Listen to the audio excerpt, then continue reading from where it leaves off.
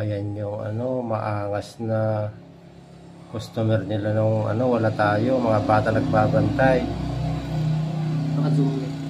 Hoy daw ng hoy yung tawag sa mga bata, kaya tuloy natakot sila lumapit. Nung hindi sila nakalapit agad, ibinato na yung bayad. Diyan mo, saan ba na binato ganyan? Doon yung ang pambato niya, yung pagbatungan niya yung bayad, baka makuha.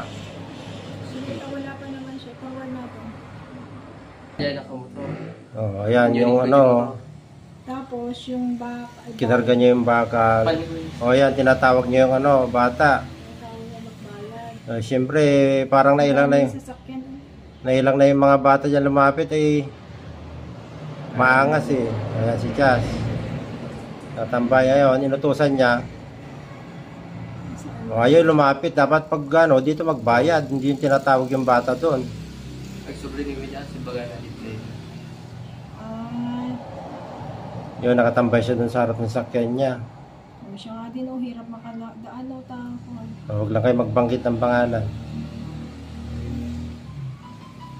Hirap sa mga ganitong may mga kaya kinakaya-kaya yung mga bata Mga bata kasi nagbantay, kasi patay mo yung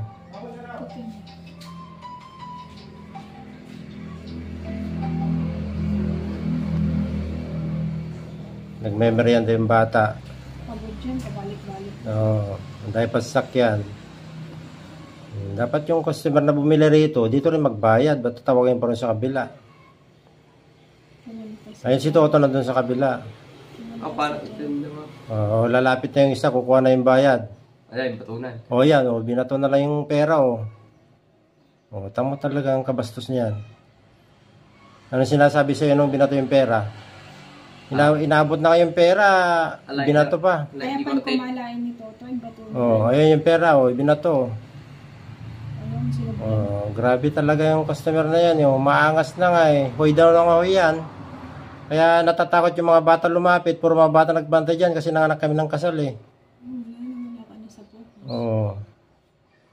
Hindi talaga itong mga bata na to. Mga tao na to. Kinakawawa yung mga bata. Siyempre na trauma sila dyan. Ayan na, umalis na.